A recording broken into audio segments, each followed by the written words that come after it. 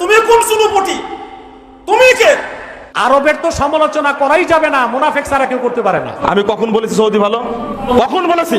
Saudi আরবে রাজতন্ত্র চালু আছে, এটা কি ইসলাম জায়েজ বলে? আসসালামু আলাইকুম দর্শক, বর্তমানে সৌদি আরব মেয়েদের ড্রাইভিং করার অনুমতি দিয়েছে। শুধু তাই নয়, সিনেমাও চালু করেছে তারা। আরো আছে, রাসূল পাক সাল্লাল্লাহু আলাইহি ওয়াসাল্লাম কাবা চত্বরে অমুসলিমদের প্রবেশ নিষেধ করেছিল, কিন্তু তারা কাবা চত্বরে অমুসলিমদের যাওয়ার জন্য অনুমতি দিয়েছে। দর্শক, সৌদি আরবের এ সমস্ত কর্মকাণ্ডের জন্য পুরো পৃথিবী থেকে সৌদি আরবকে নিয়ে সমালোচনা করছে। বাংলাদেশের কিছু আলেমেরা বলছে সৌদি আরবকে নিয়ে সমালোচনা করা যাবে না, আবার কিছু সংখ্যক আলেমেরা বলতেছে আসলে এটি সৌদির দোষ নয়, এগুলো বর্তমান সরকারের দোষ। তো দর্শক, বিস্তারিত থাকছে আজকের এই ভিডিও জুড়ে। আজকের এই ভিডিওটি মনোযোগ সহকারে দেখলেই আপনারা সবকিছু ক্লিয়ার হয়ে যাবেন ইনশাআল্লাহ। আজকের এই ভিডিওটি খুবই গুরুত্বপূর্ণ হতে চলেছে, তাই বলছি ভিডিওটি কেউ স্কিপ করবেন না। তো দর্শক, চলুন আর কথা না বাড়িয়ে বিস্তারিত দেখে আসি। তিনি যদি এই ধরনের কথা বলতে পারে, আরে তুমি কোন সুনুপটি? তুমি কে? আমি কখন বলেছি সৌদি ভালো? কখন বলেছি ভালো? কখন বলেছি? আমি কি সৌদি আরবে জেনাকে হালাল বলেছি? সৌদি আরবে রাজতন্ত্র চালু আছে, এটা কি ইসলাম জায়েজ বলে? রাজতন্ত্রের বিরুদ্ধে আমার কথা নাই, আমি বলি না। সৌদি আরবে যদি জেনা হয় সেটা কি জায়েজ হবে? সৌদি আরব না, পৃথিবীর সমস্ত একটা জেনা হতে পারে, যে সবগুলো হারাম জেনা। আমি কারো এজেন্ট না, কারো দালালও নয়, আমি কারো চর্যাবৃত্তি করি না। আচ্ছা, ভাষাটা কি বলেছে খেয়াল করেছেন আপনি? বেয়াদব।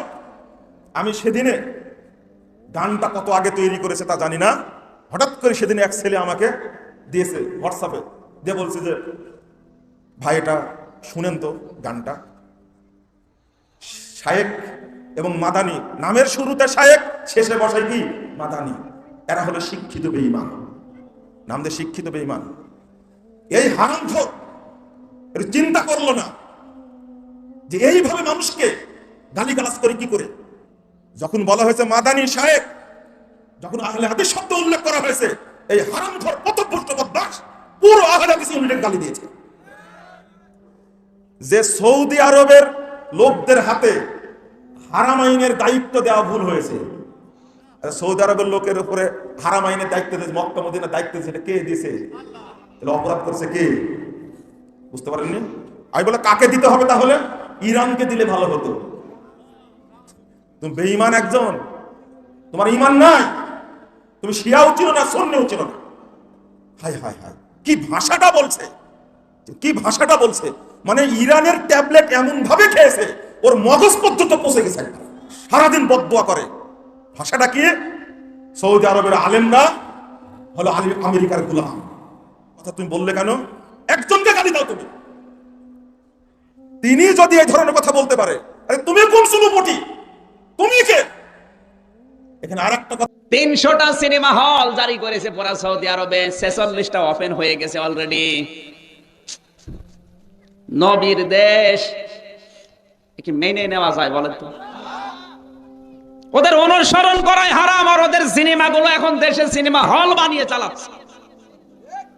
এই যে সৌদি আরব, যেখান থেকে ইসলাম আমরা পেয়েছি, অথচ এই দেশের দায়িত্বে যে লোকটা এখন আছে সালমান, বিশ্বের সর্বশ্রেষ্ঠ মুনাফিক এই লোকটা এখন। এর কারণে আজ মুসলমানদের অবস্থা। এর কিছু করা লাগতো না, একটু যদি হুঙ্কার ছাড়তো এর দোকানের মতো পৃথিবী পাল্টিয়ে যেত। ও যে নবীর কারণে, সেই নবীর আদর্শগুলো আজ ভলণ্ঠিত হচ্ছে। মেয়েদেরকে আজ চালক বানিয়ে দিয়েছে, সিনেমা হল ওপেন করে দিয়েছে, সুদের মতো জিনিস এখন জারি করছে ওই দেশে। জোরে বলেন নাউজুবিল্লাহি মিন যালিক। আল্লাহ ধরে না, কিন্তু ধরলে আর ছাড়বে না, তুমি যত বড় সালমান হও। আরবের তো সমালোচনা করাই যাবে না, মুনাফিক ছাড়া কেউ করতে পারে না। আরবের শাসকরা মানুষ, তাদের মধ্যে নেককারও আছে, বদকারও আছে। যারা গুনার কাজ করবে আমরা তাদের সমালোচনা করব, যারা নেক কাজ করবে তাদের আমরা প্রশংসা করব। ঢালাও ভাবে বিরোধিতা করা কোনো মুমিনের কাজ না। সৌদি আরবিয়ার খেদমতে যারা আছে তাদের সমালোচনা করা কোনো মুমিনের কাজ না, মুনাফিকের কাজ, ইরানের শিয়াদের এজেন্টদের কাজ। এক একটা দোকানে বিলিয়ন বিলিয়ন ডলারের স্বর্ণালঙ্কার পড়ে আছে। এমন কোন চোর নাই, ডাকাত নাই, স্বর্ণালঙ্কার ধরবে তো দূরে থাক, উকি দিতেও সাহস পায় না। এত নিরাপত্তা মানুষের। পৃথিবী থেকে প্রতি বছর লক্ষ লক্ষ মানুষ সৌদি আরবে যায় ওমরা করতে, হজ করতে। লক্ষ লক্ষ সুন্দরী নারীরা সেখানে যায় হজ করতে। আজ পর্যন্ত শুনেছেন কোন একজন নারীর সম্ভ্রম নষ্ট করবে তো দূরে থাক, তার সৌন্দর্যের দিকে তাকানোর মতো দুঃসাহস কেউ করেছে? সুবহানাল্লাহ। সৌদি আরব একে তো আল্লাহর দেশ, আল্লাহর হাবিব মুহাম্মদ সাল্লাল্লাহু আলাইহি সাল্লামের দেশ, কোরআন নাজিলের দেশ, কোরআন সুন্নাহর আইন থাকাতে মানুষ এত নিরাপত্তা পায়, এত নিরাপদ থাকে। সুবহানাল্লাহ।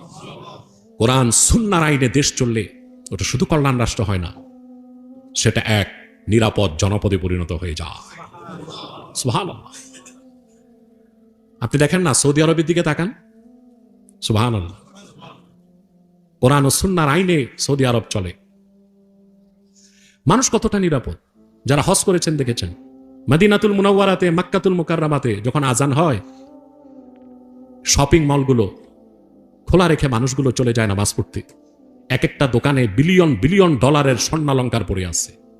এমন কোনো চোর নাই, ডাকাত নাই, স্বর্ণালঙ্কার ধরবে তো দূরে থাক, উকি দিতেও সাহস পায় না। এত নিরাপত্তা মানুষের। আমাদের দেশে কিছু নির্বোধ আছে, কিছু কাফের মুশরিক আছে, কিছু নাস্তিক আছে। ইসরায়েল আর ফিলিস্তিনের বিষয়ে শুধুমাত্র সৌদি আরবকে দোষারোপ করে। এই নির্বোধগুলো না ইতিহাস পড়ছে, না আকীদা সম্পর্কে জ্ঞান আছে। একমাত্র ইসরায়েলের সামরিক হস্তক্ষেপ করার অধিকার রাখে তুরস্ক, কারণ 1917 সালের আগে এই গোটা ফিলিস্তিন ছিল তুরস্কের। কার ছিল? যেমন রাশিয়া হামলা করছে না ইউক্রেনে, কারণ সোভিয়েত আমলে ওটা কার ছিল? রাশিয়া ছিল।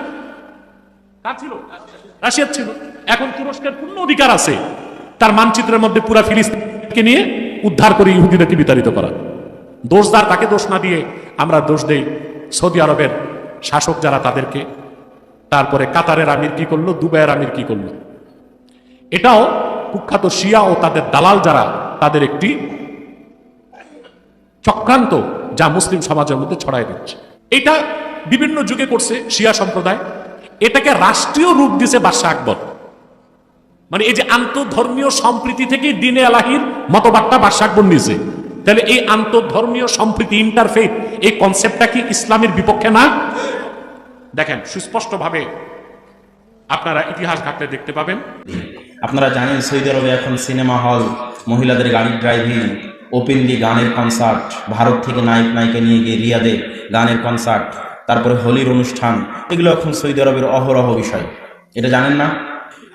অথচ আপনারা খেয়াল করলে দেখবেন যে সৌদি আরবের যারা বাদশাহ বা বাদশাহের যারা ছেলে মোহাম্মদ বিন সালমান বা মালিক সালমান, তাদের ক্ষেত্রে খেয়াল করলে দেখবেন যে আপনারা তাদের মালিক সালমানের স্ত্রীর ছবি আপনারা কোনোদিন দেখতে পাবেন না কোনো ভিডিওতে, কোনো কিছুতে।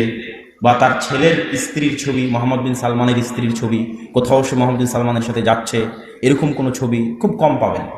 তার মানে আমি এরকমও জানি দুবাইয়ের কিছু বাদশাহ আছে যাদের স্ত্রীদের ছবি তাদের পাসপোর্টে পর্যন্ত নাই। তারা রাষ্ট্রীয় ক্ষমতায় পাসপোর্টও তৈরি করেছে ছবি ছাড়া। তার মানে তারা পারিবারিকভাবে পর্দা, কথা বলে না, তারা পারিবারিকভাবে পর্দা মানে, কিন্তু জনগণ মানতে চায় না। হাজার হাজার লক্ষ লক্ষ যুবক ইউরোপ আমেরিকা থেকে পড়ে এসেছে, লক্ষ লক্ষ যুবক যুবতী ইউরোপ আমেরিকা থেকে পড়ে সৌদি আরবে ঢুকছে। তারা পরিবর্তন চায়, তারা কনসার্ট চায়। শুধু বাংলাদেশের মহিলারা হিন্দি সিরিয়ালের ভক্ত, এ কথা ভুল।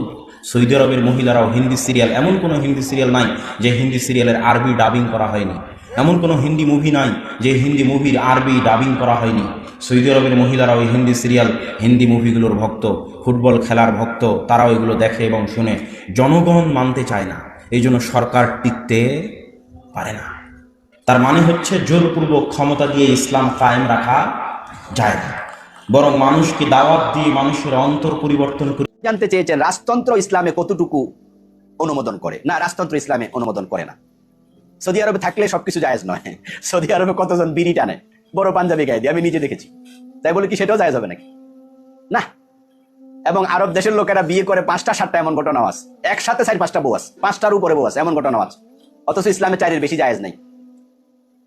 আর 4টা জায়েজ, কিন্তু বউ তালাক দিয়া 5 নাম্বারটা করবে, সেটাও জায়েজ নেই। যে 5টা বিয়ে করার জন্য একটা বউ তালাক দিলাম বিনা কারণ, এটা জায়েজ নেই।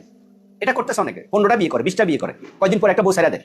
কোটি টাকা আছে, তাই টাকা দিয়ে দেয়, বাড়ি দিয়ে দেয়, ছেড়ে দেয়, যাও আমি আর একটা করি। ইসলামে কোথায় আছে জায়েজ এটা? এই জন্য ওদেরকে সব কাজে আপনি দলিল দেবেন না। আরব দেশে রাজতন্ত্র আছে তাই বলে জায়েজ হবে না। ইসলাম রাজতন্ত্রকে সাপোর্ট করে না। আল্লাহ রাসূল এটা করেননি, তিনি তার পরবর্তী কাউকে বানিয়ে যাননি। আবু বকর রাদিয়াল্লাহু তাআলা তার সন্তান আব্দুর রহমানকে বানিয়ে যাননি। হযরত ওমর রাদিয়াল্লাহু তাআলা তার সন্তান আব্দুল্লাহ ইবনে ওমরকে তিনি খলিফা বানিয়ে যাননি। হযরত ওসমান তার কোনো সন্তানকে বানিয়ে যাননি। হযরত আলী তার সন্তানকে বানিয়ে যাননি। এগুলো আপনারা জানেন। তো হযরত আমিরে মুয়াবিয়া ইয়াজিদকে বানাইছে, তখন থেকে শুরু হয়েছে। ইয়াজিদকে দিয়ে রাজতন্ত্র শুরু। ইয়াজিদ ভালো মানুষ না, আমরা সবাই একমত। এবং এই বিষয়ে ইনশাআল্লাহ কিছুদিন পর আবার আলোচনা আসবে, আমরা করবো, আগেও করেছি। সে ভালো মানুষ নয়, তার ব্যাপারে অসংখ্য মুহাদ্দিসদের বক্তব্য, সে ভালো মানুষ ছিল না, তার হাত দিয়ে রাজতন্ত্র এসেছে। এটা আমির মুআবিয়া রাদিয়াল্লাহু তাআলার ব্যাপারে আমাদের কোনো অভিযোগ নাই, তিনি একজন সাহাবী, তবে ওনার ইস্তেহারটা খাতা হয়েছে, এটাই হচ্ছে আমাদের বক্তব্য। কারণ তিনি আগেকার 4 জন খলিফা এবং বিশ্বনবী মুহাম্মদ সাল্লাল্লাহু আলাইহি ওয়াসাল্লাম ওনাকে অনুসরণ করেন নাই, তাদের অনুসরণের বাহিরে উনি তার ছেলেকে দিয়েছেন। রাজতন্ত্র হলে কি হয়? বাক স্বাধীনতা থাকে না, শাসকের অন্যায় আচরণের সমালোচনাও করা যায় না। রাজতন্ত্র যারা যে দেশে আছে তাদের শাসকেরা হয় স্বৈরাচার। নেতা মনোনয়নের জন্য জনগণের কোনো ভূমিকা থাকে না, এবং নেতা হওয়ার জন্য কোনো যোগ্যতাও লাগে না, রাজার ছেলে রাজা, সে যত অযোগ্য হোক। অথচ আপনারা জানেন যে মসজিদে একজন ছোট্ট জায়গায় ইমাম হলেও তার যোগ্যতা লাগে, রাসূল বলেছে এই যোগ্যতা লাগবে। আর দেশের মতো জায়গায় ইমাম হবে, তার যোগ্যতা লাগবে না। এই জন্য রাজতন্ত্রে হক কথাও বলা যায় না। কাবা শরীফের ইমাম সত্য কথা বলার কারণে কাবা শরীফের ইমামকে অ্যারেস্ট করে ফেলে। সলেহ আল মুনাজ্জিদ আপনারা জানেন যে কত বড় আলেম, উনাকে জেলখানায় ভরে রাখছে।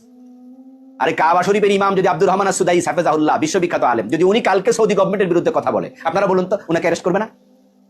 অন্যায়ের প্রতিবাদ করা যায় না। রাজতন্ত্র এত খারাপ, যদি রাজতন্ত্রের যিনি রাষ্ট্রপ্রধান উনি খারাপ হয় তাহলে তো কোনো উপায় নাই, উপায় নাই। হাজ্জাজ বিন ইউসুফ যখন রাজা হয়েছিল, গভর্নর হয়েছিল, আল্লাহ কত আলেমদেরকে জবাই করছে, হত্যা করছে।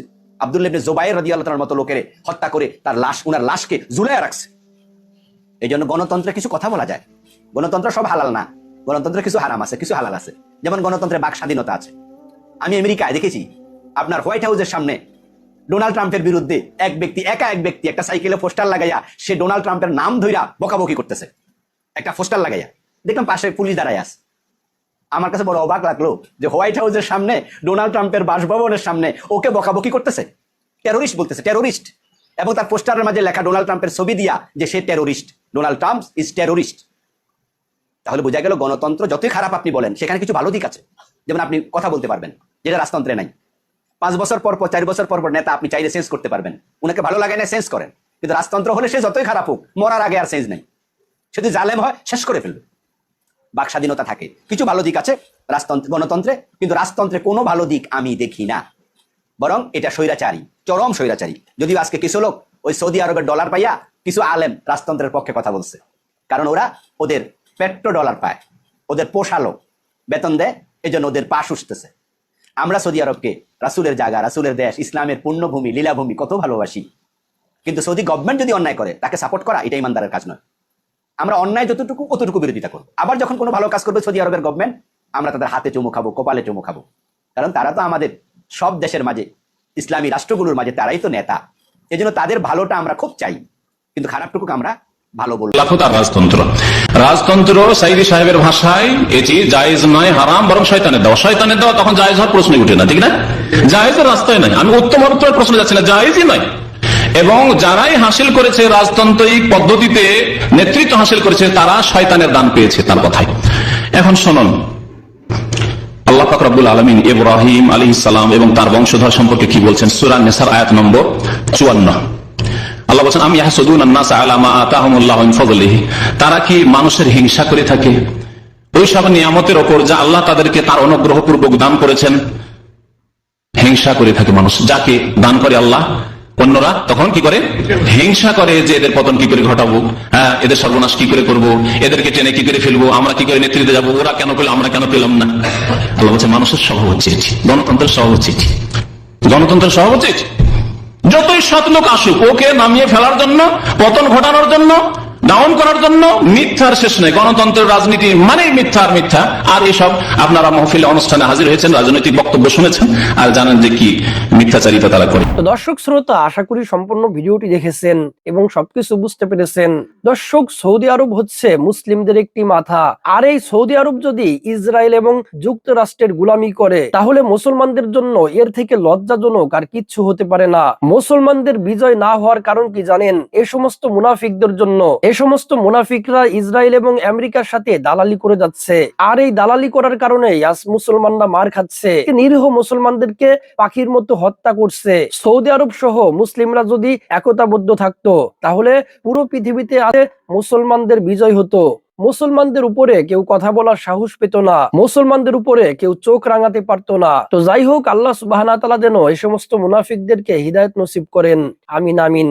তো তো দর্শক, আজকের এই ভিডিওটি এ পর্যন্তই। আজকের এই ভিডিওটি ভালো লাগলে লাইক এবং শেয়ার করে দিয়েন। আর হ্যাঁ, নিত্য নতুন ইসলামিক ভিডিও পেতে চ্যানেলটি সাবস্ক্রাইব করতে ভুলবেন না। দেখা হবে নতুন ভিডিওতে। ততক্ষণ ভালো থাকুন, সুস্থ থাকুন। ফি আমানিল্লাহ।